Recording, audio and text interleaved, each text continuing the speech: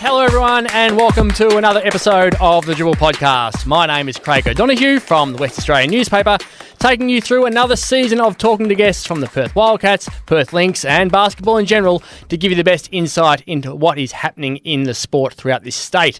In this week's episode, you'll be hearing from NBL Commissioner Jeremy Loeliger following a big start to the season, and then we will speak to Andrew Vlahov and his daughter Ruby following some exciting news about her career. But first, it has been a massive few years for the NBL. There's been so much going on for them with COVID and everything else, but the highlights and achievements aplenty have been great so far this season, and one of the men central to all of this is the NBL Commissioner, Jeremy Loeliger. Jeremy, welcome to the Dribble podcast.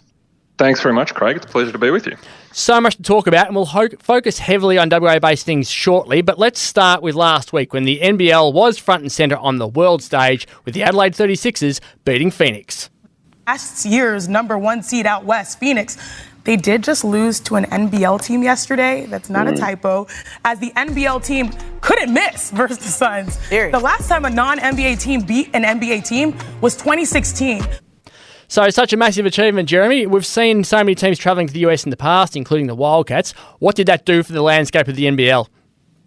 Yeah, I guess we're still going to find out exactly what that will do for the fortunes of the NBL and for basketball here in Australia generally, but I think the impact will be really significant. I mean, kids were talking about it immediately after it happened, and that's a very important litmus test for me, is that you want the next generation of superstars to be watching on and admiring the guys that they see out here on court in Australia doing it on an even bigger stage in the US. And that's going to be really impactful in terms of their decision-making going forward, both in terms of whether or not they continue to play the sport, whether or not they attend games, whether or not they tune in and watch on TV. So, look, I think the impact can't be measured in the immediate term. I think it'll be measured in the long term. And, you know, that'll be one of those moments that you look back on 10, 15, 20 years from now and go, hey, remember when? And we still have those moments, hey, remember when Phil Smythe played against Andrew Gaze in a championship series, or, hey, do you remember when the Perth Wildcats took on, and I think there was a moment there where they played a team that Magic Johnson brought over, and they certainly played against the Houston Rockets at one point as well. So I think it'll be one of those do you remember when moments that people will talk about a long time from now. So one of the challenges when you do the NBA preseason, it's a bloody long way. It took us 30 hours to get there when I went there in 2018 with the Wildcats for the trip to Utah and Denver, but that season didn't begin until October 11, and we're recording this on October 11 now. We're 2 rounds in. We'll see how Adelaide recover on their way back, but are you prepared to potentially delay the start of the NBL season to ease the athletic burdens on players if you can continue doing this sort of thing? Yeah, look, the schedule is so difficult to fit in as it is. Our venue availability is a real challenge here. So delaying the start would be a huge challenge. What we might need to look at is how we get these games scheduled earlier and therefore maybe be able to play them a little bit earlier. Now, the NBA preseason doesn't start all that much earlier than we were able to play these games. So that'll be a challenge too. But, yeah, it's something we definitely need to look at. Having them play with overlapping the start of the NBL season isn't ideal. That said, it's been done before and didn't have a huge detriment in the past, but certainly acknowledging it's not an ideal start for any team coming back from the States and then playing a few days later, as the 36ers are doing this season. But we'll get there. We'll find a cadence now that we're back after COVID. There was a really nice sort of pattern evolving pre-COVID to the NBL, NBA preseason games, and a lot has changed. So the contracting process for getting the 36ers over there was a lot more difficult this time around as well. Everyone's a lot more risk averse. There are a lot more what if questions floating around out there. And I tell you what, costs have gone through the roof as well. So I think the model will continue to evolve over the next few seasons. I look at the Wildcats as an incredibly enticing team for NBA opportunities like this purely because of the storylines around them. You could take them to Cleveland because Luke Travers is now a Cavalier. You could go to Toronto with Trevor Gleeson there. We've got Utah involved with Scott Morrison still with in the G League. Danny Mills, the general manager at the Wildcats, worked at Philadelphia, and you got Matt Nielsen at the Spurs as an assistant coach. You got former player Adam Capehorn at Brooklyn. Are the storylines like you had with the 36ers and Josh Giddey so important when it comes to getting these things done? Yes, in short, they are. And in terms of how we choose which NBL teams will go and participate in the NBA preseason, we try and prioritise those teams that have performed the best season prior. But kind of I guess the highest priority, or the one that's kind of unavoidable, is if an NBA team requests a specific NBL team to match up again. Well, we're not really in a position to say no. We try and meet those requests because we want to be helpful. We're obviously relying on their hospitality and their willingness to find a spot in their schedule for us. And to be perfectly frank, Oklahoma requested the Adelaide 36ers because of the Josh Giddey connection, and they were the ones who got the gig as a result. So, yes, the more connections you have with more NBA teams, the more likely you are to I guess, get a seat at the table. So when you talk about pre-season games and what can be done, Danny Mills spoke to us in the West the other day about his desire to hold a pre-season tournament, including teams from Europe, Asia and the NBL in Perth. What are your thoughts on bringing multiple teams from different countries over here and trying to set something up like that? I think we'd love to see more international basketball at a club level taking place, both in Australia and around the world. We'd love to see more of it. We'd love to participate in more of it. It's very, very challenging from a global calendar point of view. There are very few windows when teams are able to travel for significant amounts of time. When you factor in their domestic competitions, their national team duties of many of their players, pre-season, and then trying to factor in some downtime for these players as well. So it's a very, very condensed calendar when you start to look at it in that kind of detail. But absolutely, we'd love to see European and Asian clubs here. It's certainly a conversation that we've had in the past and on an ongoing basis with many of our counterpart leagues around the world. And watch this space. So would they have to work hand in hand at the Wildcats with you to get permission and to organise these sorts of games? Or are they able to, if they've got the contacts, get these teams in by themselves and organise it off their own back? Yeah, I mean, the NBL teams are able to organise off-season and pre-season games themselves. There are some restrictions around the use of IP and everything else, but I think in terms of scale, it would need to be something that had league involvement if it was going to work and be sustainable. It's a very, very expensive exercise these days, and I can tell you our European and Asian counterparts expect pretty significant appearance fees and everything else if they're going to make a trek all the way over here. So you'd have to be sitting down with the Wildcats pretty soon then, I would have thought, if they're going to get this up for next season. Oh, I think if they were looking to get it up for next season, then yes, that would need to be a conversation had sooner rather than later. When you talk about big moments in the off-season, Luke Travers getting drafted as a bona fide developed player from the NBL, from development player to main roster to drafted into the NBA, that's massive. What's that done for the league? It's been huge. I mean, Luke, again, has had a terrific start to the season, and he's the perfect example of how the NBL developed into an NBA pathway. The Cavs director of college scouting and the head of their G League operations was at the NBL Blitz in Darwin this year, watching and working with Luke, and I think they're all of the same view that we are. Not only is he a fantastic player, but he's just a fantastic person as well, who the entire community in WA and Rockingham should be incredibly proud of. He's not just a great ambassador for Perth or for the sport of basketball. He's a great ambassador for Australia as well, just the way that he carries himself. And we have no doubt when he does go to Cleveland and he gets his chance in the NBA, he'll have a huge positive impact. So while that was the positive for the Wildcats in the off-season, it's fair to say there was a little bit going on when they lose a coach, their CEO and multiple other staff. When all that was going on, did the league have concerns about what was going on there with so many changes happening at once? No, I don't think so. I think to some extent there was a considerable amount of coincidence there as much as anything else and bad luck.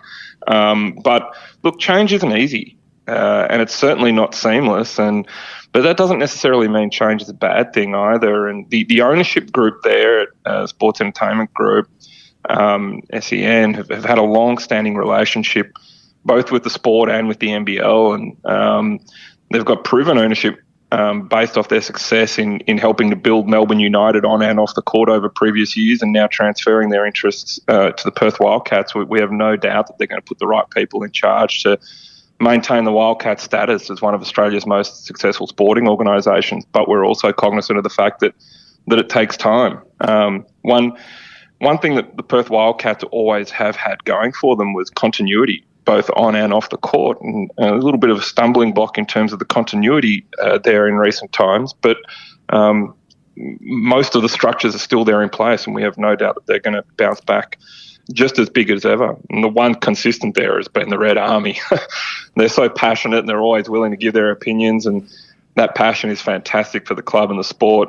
It makes such a big difference going over and playing in RAC Arena when the Red Army gets behind the Wildcats. And I'm sure that their opinions are being heard and taken on board by the ownership team. But we have every confidence in Hutchie and the gang.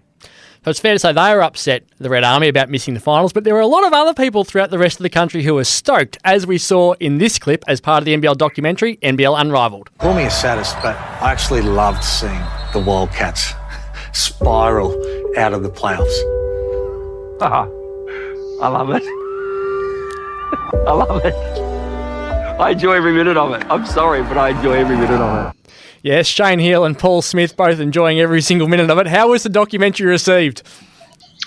Yeah, it's been received really well. It's our fourth straight season of producing a doco, the fourth one coming up this season, but our first with episodes that dropped during the NBL season. So I think it's been it's been taken up well, and the comments and the feedback that we've had have all been positive. And we're just really committed to giving our fans the most engaging and behind-the-scenes content as possible, stuff that they haven't seen from the NBL before, and understanding a little bit about the blood, sweat and tears that goes into making the product that they see week in, week out, and how passionate everyone is about it. But it's also about storytelling about the players. We've got such a diverse player group, and their backstories are incredible, and we haven't done enough until now in terms of making them sort of household names or water cooler conversation around the workplace. And I can tell you, if people scratch the surface, or they start to unravel these incredible stories of people who have come from all around the world, from all different kinds of circumstances,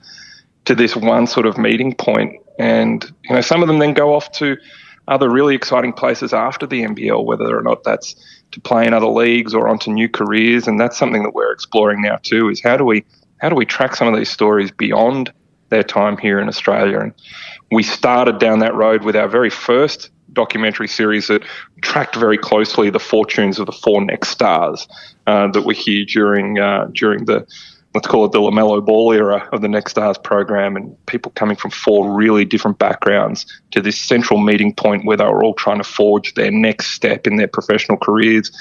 Some of them went on to really high lottery picks and successful NBA careers, and others went the other direction. So it's an exciting proposition to have this kind of content and these kind of people to be able to make really, really compelling stories with. And it's not easy to get coaches on board for these sorts of things when you're saying we're going to release it midway through the season at different points. Like, what sort of a conversation have you had to have with those guys to say, we're going to get you in, behind the scenes, giving really confidential information at times, yet trust us to be able to release it in a way that won't jeopardise your season? Yeah, it's released the following season. So the content that's going out now was in relation to the prior season, and that's sort of the pattern that we'll continue to use. But it's absolutely an exercise in trust, and trust is a very, very valuable commodity, and we're not about to burn anyone in this process. So in order to be taken into the inner sanctum and to give people the comfort that they need to speak candidly, we obviously have to engage with them in the process around what actually goes to where. We obviously try and retain as much creative control as possible, because that's how you tell a good story. But we're certainly not going to burn anyone, because our people, whether they're players, coaches, administrators, are the interesting element of the component. As soon as we burn one of them and do the wrong thing by someone, everyone else is going to close ranks on us as well. So it's in our own best interest to make sure that we look after our people. Paul Smith versus Craig Hutchison is a pretty fun and intense ownership rivalry. I'm still not sure whether it's real or whether they're doing a very good job of giving the entertainment. Do you like that sort of banter? Yeah, banter is great. Rivalry is what sport is all about. And those are two very passionate team owners coming from very different perspectives and who have very different opinions on a number of things. And when they go head to head, it makes for, again, as I said earlier, great content. I can tell you, though, it's very real. The rivalry is very real, but certainly there's a bit of sauce added to it. I think both of them know how to make the most of a platform. They're both very successful businessmen in their own right, and they didn't get there by accident. So I'm sure each of them will take the opportunity to make the most of the platform that they've. I was going to say not that they've been given, but they've rightfully taken. Now, you talk about successful businesses. The NBL's become extremely successful under your leadership, and it's become bigger and bigger. And you're obviously in Darwin recently for the NBL Blitz, and everyone's anticipating that would mean more expansion and the possibility for a team up there. There's talk about another team in Canberra and things like that after Tassie's come in and South East Melbourne recently as well. What do you think is the ideal number of teams over the next decade for this league to get to? Over a decade is a big call. I would say between 12 and 14. Ideally, you want to have an even number of teams, but it's not necessary. We have played with an uneven number of teams very recently. Before the introduction of the Jack Jumpers, we had 9. But look, I think there's scope to get to 14 in the fullness of time. Whether or not we get there in the next decade remains to be seen. But we know that there's sufficient audience here to withstand it. We've had more teams than that in the NBL in years gone by, but the most important thing if you're going to grow is that you do it sustainably and you do it at a pace that makes sense, and you don't just grow for the sake of growth. You grow because the right alignment of factors are there, and we're not going to rush into anything. So crowds are massive over here for the Wildcats, and even were when the league was struggling throughout the rest of the country, and now it's booming everywhere else, and it's booming here as well. Do you need another team in WA, do you think, if you're going to get to that number? Yeah, it's an interesting conversation. I mean, as you say, the fandom there is just absolutely huge, and that can go one of two ways. I mean, there's so many fans of the Wildcats that it means that if you introduce a second team, well, none of those loyal fans surely are going to turn their back on the Wildcats and go and support the opposition. But then again, you look at the AFL model and you've got the West Coast Eagles and the Dockers both doing pretty well in terms of fan base and following, and then those numbers continuing to grow almost every year, I'm told. And it's a two-sided coin. It's certainly, we don't rule anything out here at the NBL. We're pretty transparent about saying that we'll consider all options that are put on the table, and we're entrepreneurial. And whilst we're not afraid of risk, we also do a very significant due diligence on these sorts of opportunities, and we're also very conscious of the fact that demand for NBL basketball is an all-time high, and we've been approached by that many different parties from that many different parts of the country and abroad for that matter, that we're spoiled for choice. We're not scrambling around trying to find destinations to fit a square peg in a round hole. So we'll continue to monitor those expressions of interest, and importantly, we've got to find the right alignment of three core things: infrastructure, public interest, and then commercial and government interest. If you don't have those three elements, then the conversation doesn't even get off the ground. So this state is enormous. We're a hell of a long way from Adelaide. We're a hell of a long way from Darwin if that comes in. So we've got such a vast region of territory that you could cover. And we've seen regionally in the NBL 1 West how strong the clubs can be. Geraldton Buccaneers won the premiership at NBL 1 West this season. We have a team in Kalgoorlie, and the Southwest is such a massive sporting area which produced the likes of Mark Worthington and Cam Glidden. There's always talk over here about whether the Southwest region or some of the other regional areas are the best place for another sporting team to arrive. Do you think regional is the best thing if it does come into WA? Yeah, look, regional is a possibility, but then there's success on the court and success off the court, and producing talent is a very different product,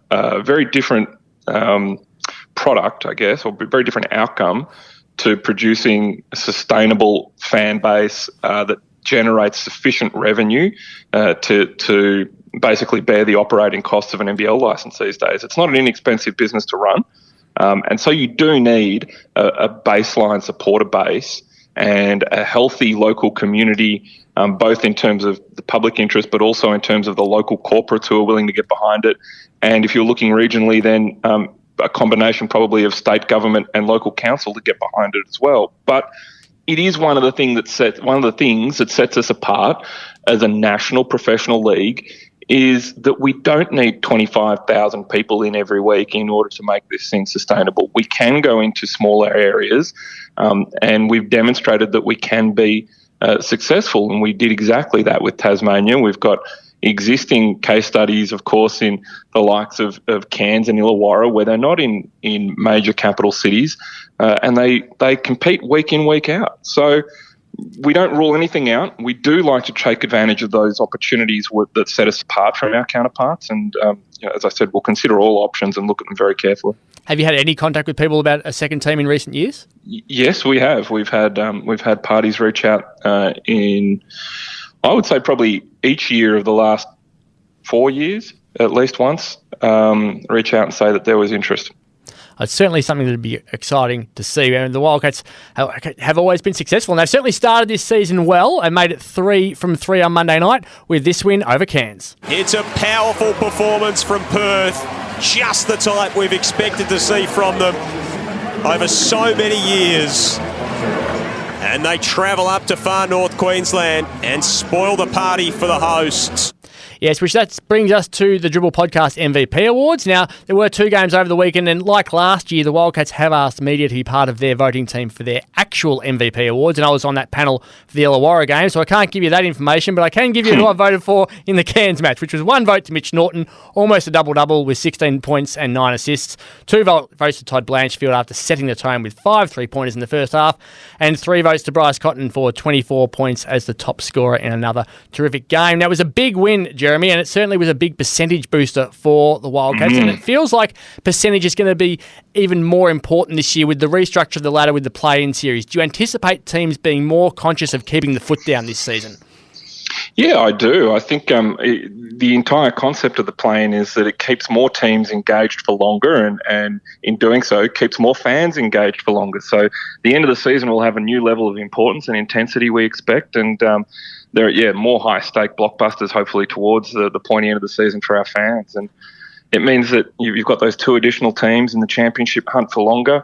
And it's been proven to work in the NBA. I know other leagues around the world are considering as well. And we studied that model closely, and we're confident that it'll have similar success here in the NBL. So for those who aren't aware of it, let's explain it. Top 2 are locked, and then I'm going to throw it to you to explain the rest of it, because it can be described in many different ways and it can get confusing. So after the top 2 are locked in, tell us about 3, 4, 5, 6.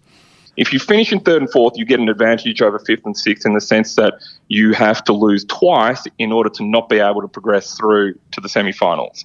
Whereas 5th and 6th, it's basically you get 1 opportunity. If you lose your game, your first game is either 5th or 6th, you're out. 3rd or 4th, if you lose your first game, you get a second chance. You play the winner from the other. So it's really interesting. I'll talk about percentage. I remember back to the 2018-19 series when the Wildcats won the championship, and the top 3 teams were all locked on the same number of wins. So this season, percentage will matter massively because 2 of them would have gone through automatically, and the third, despite being the same number of wins as top, will be fighting for their life still. Yeah, that's right. It keeps it interesting for more fans for longer. That's the important takeaway. Well, it certainly promises to be an exciting build-up towards the finals as they get to that, given what you've done this season. So thank you very much for joining us. Remember, Wildcats fans, your team is back at home against Melbourne United on Friday night. We hope everything continues to go well for you, Jeremy, and it's a bit of an easier season than the COVID havoc you've been dealing with for the past couple of years. So thanks for joining us on the Dribble Podcast. Absolute pleasure, Craig. Thanks for having me. Well, there is nothing more exciting in sport than when a child of a gun comes through the ranks. And now the Perth Lynx have added one of the most famous names in WA basketball history to their squad for the upcoming season. Ruby Vlahov is the daughter of this man. Titans by 1. Vlahov over the top of Wheeler for 3. Yes, we all know the name Andrew Vlahov as a former Wildcats captain, Olympian and Basketball WA Hall of Famer. And now we've got both father and daughter joining us today. Ruby, Andrew, welcome to the Dribble Podcast. Thank you very much for having us. Congratulations, Ruby. You've signed with the Lynx for the first time. This must feel awesome. Yeah, it feels great. It's always been a goal of mine to be in the Lynx squad, and I've been in the Lynx Academy for the past couple of years. So finally getting on the roster has been really great. And what does it mean to you, Andrew, as a parent, to see your daughter achieving her dreams? Oh, it's very pleasing. You know, a great deal of pride, obviously, being involved from her early development onwards and seeing the progression she's made and the work that she's put in. It's great to see her get this kind of reward. Now, Ruby, there is a bit of confusion with you because you only announced your commitment to St Mary's College in California last week. So with this signing, does it mean you're combining both or has something changed? I'm going to be doing both, so I won't go to college until after the WNBL season. So I get to do both, really, which is really good. So you're an amateur player at the Lynx, which means you're not being paid, and that's to avoid breaching college eligibility rules. Is that correct? It really just means that I just got to work without that payment just because I can just put in all the time. And really, being this development player is going to help me at college, so I'm happy to be here no matter what, really. Now, we saw this similar scenario when Taya Burrows was going through the system, and she's still on the Lynx roster now. She was an amateur player also. Have you spoken to her about her experiences? Yeah, me and Taya have had a bit of a conversation. I've also spoken to a lot of the other girls about it with like the rules, the college rules, and then the WNBL rules. So they've really been helping me through it and just kind of giving me some advice from their perspective. Andrew, you might be in a better position to explain some of the intricacies around it all because there's also court time that gets restricted in certain situations. What can you tell us about what agreements are in place? Well, the amateur part is one thing, but also because Ruby finished school last December and it'll be 12 months since before she signed. So there's a thing in the NCAA where once you go past 12 months, you can't play in an organised game and otherwise you lose a year of eligibility. So what St Mary's have asked us to do is not play in any competition. So she can train and she can be part of the team and et cetera, but you can't participate in a game past about December 7th. So that's only 5 games before December 7, but 4 of them will be home. You must be really keen to get out there and improve and develop as much as you can in that short window. Yeah, I really, I think either way, playing or not playing, my development's going to be similar. Training with the team is pretty good, even if I'm not playing. So I think either way, it's going to be a very good situation for me. Is she allowed to even suit up and sit on the bench after that December deadline, or is that out of the options as well? I'm just checking that right now. And one of the things I think too that we would probably consider, and Ruby sort of brought up, is she doesn't want to take opportunities away from other girls, but just because she's, part of this group and she has to sit out past that point, we would be happy either way, whatever the coach decides. Ruby's development, as you said, is going to come on the training track. It's not going to come from 2 or 3 minutes a game or 5 minutes a game. So that's our focus, is actually the participation in training. Andrew, do you believe having this experience in a professional environment before going to college will make it easier for her to adjust once she gets to the US? Well, at some point she's going to do that anyway, but I think at this stage it's really good for her to be part of the Lynx program. It's a very professional and developing program for her, which is exactly what she needs. And in terms of the rules, etc., we've been really careful about that. Being an amateur there's no issue with that. However, the rules are changing. So in the NCAA now, players can receive payment. So it's a bit of a it's a bit hypocritical to not allow kids before that, yet they can do it as soon as they get to college. So I think at some point those rules are going to change. Ruby, take us through your junior progression because you've already had a really impressive career as a teenager. I really started off juniors at Perth Lynx Hawks, and I've just worked my way up through there, did all of the wobble, and then through those years I started playing for state for Western Australia, and then under 16s I was lucky enough to start being in the Australian squad as well. So I've really just been working through the state teams and Australian squad, but also with NBL 1 now with Hawks to get me to this spot. Just being a Vlahov comes with pressure. People can be negative or cruel, especially through the development phase. How have you handled it, and what's it been like being a Vlahov in this sort of environment?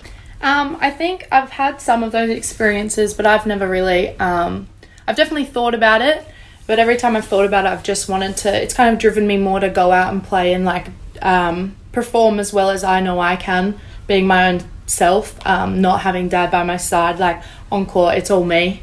So it's kind of been a driving point, really. And what about you, Andrew? You've been at games. Have you heard that sort of chatter, that negativity in the background, or have people been pretty good about it?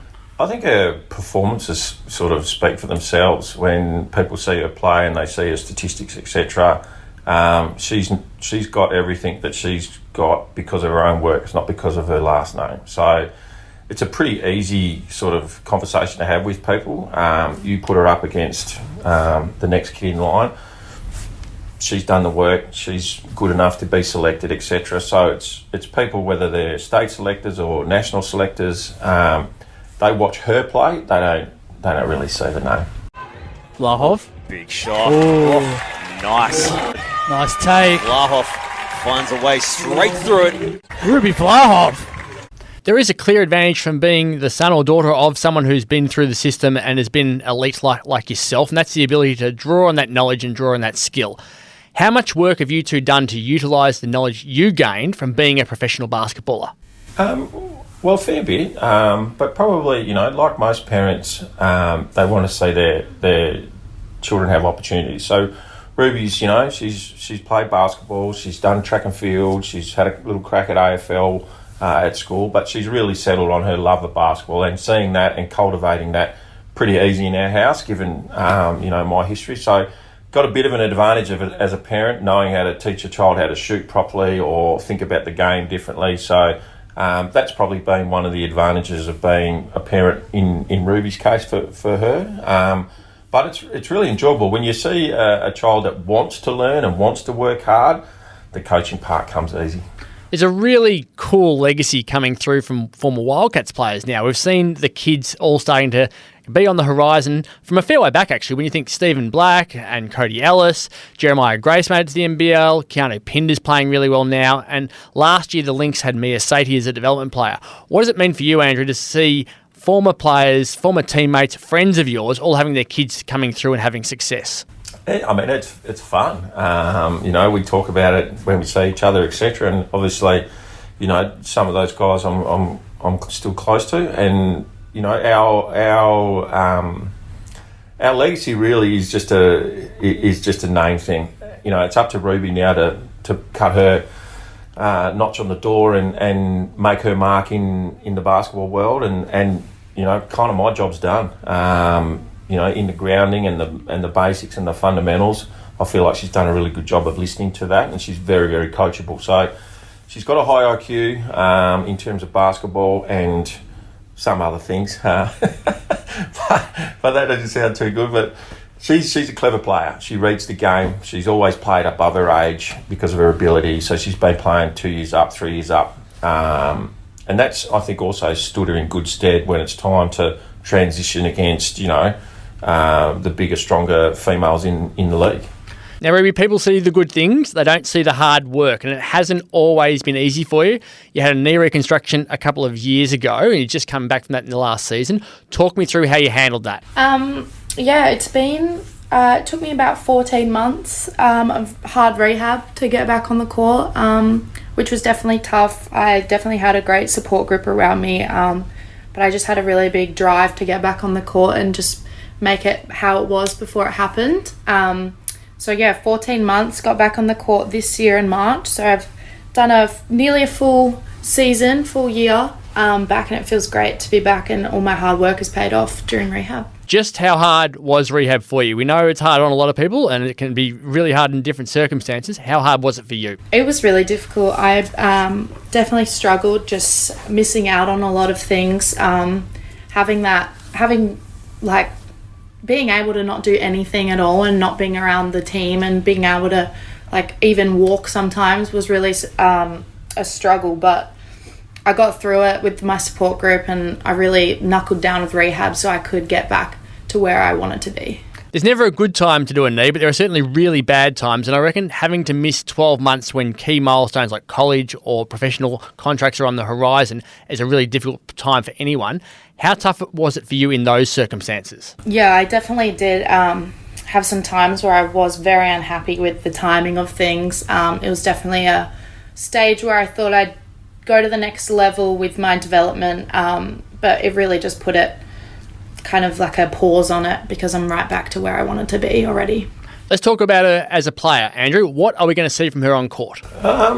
Ruby's probably gift is in her versatility, so she can play 1 through 4.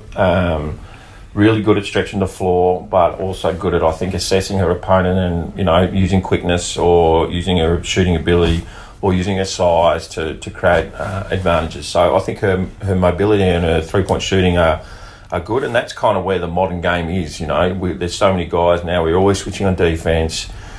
Bigs are playing pick and rolls with small, so there's all sorts of stuff going on. So she's going to fit into that system really well, and I think, with her attitude and the way she approaches things, her work ethic's really good. Not once did I have to say, you need to go to rehab. Not once. And so she was extremely motivated with that, and she's driven to be back on the court. She had a, 14, 18 month probably gap where she didn't get to play any basketball. And so in terms of that development, what happened then is now she's making up for lost time. And so she's probably even more driven than she was previously. You're joining a Lynx team this season that is very WA focused when it comes to the roster, so you would know a lot of them. Has that helped you to settle in this year? Yeah, it was really nice. I obviously came in late because of doing my college visits, and I actually wasn't nervous to walk through the door and see everyone because I knew everyone that was going to be in there, and I knew that I had played against them and I know who they are, which was really refreshing because they all have my back, they all know who I am, so it was really nice. And how did you settle on the college? You had a couple of options. What were the driving factors behind your decision? It was pretty tough, but I really just narrowed it down to the coaches and the connections I had. And I ended up choosing St. Mary's because of the people that were there and the team and just how well I fitted in with the coaches and the coaching staff and how nice they were. Really felt like home, felt good to be there because the Aussie system was really good. And I think that was the game changer. Do you feel ready for the big move to the US? I'm really excited. I'm can't stop thinking about it, really. I think I'm ready to go. I think I'll only struggle with the mum and dad not cooking me dinner, and I think that's it. Can't make toast, so yeah, I'm not great in the kitchen, but apart from that, I reckon I'm ready. Well, it's certainly an exciting time. It'll be fun to see you in action, Ruby. It'll be great to see the name of Vlahov on the back of a uniform again. And I'm sure, Andrew, we'll be seeing a lot of you at Lynx games. Oh, no, definitely. One of the things, or one of the, great things that Ruby's now part of a program that is going places, and the Lynx we've got some great players in there. Great for her to be around people like Sammy Whitman. I listened to her speak the other night, blown away by her resilience over time and the things that she can teach Ruby. So that sort of mentoring thing is going to be great for Ruby to be around those sorts of people. And again, I quite like it. It's got a West Australian flavour. I think that's how it kind of should be. We try to get that with the Wildcats as much as possible, but with the Lynx, they've got some great young players. Ruby's part of probably a good nucleus that over the next few years will build and build and build, and some of her, former state teammates and besties are on that squad as well. So it's going to be a good situation for her, I think. Well, thanks for joining us. Good luck. It promises to be an exciting season, and I'm sure all Lynx fans will be eagerly anticipating the opportunity to see you out on court. The season begins on November 2 against the Melbourne Boomers. So thank you for coming in today. Really appreciate it. Thanks, mate. Thank you very much. Well, that's it for this week's episode of the Dribble podcast. Thanks to Jeremy Loeliger, Ruby Vlahov and Andrew Vlahov for their time. Remember, you can read all of your basketball news in the West Australian newspaper and keep logging on to thewest.com.au. Thanks to the magnificent Kate Ryan for her production work yet again. We'll be back next week with another episode of the Dribble podcast.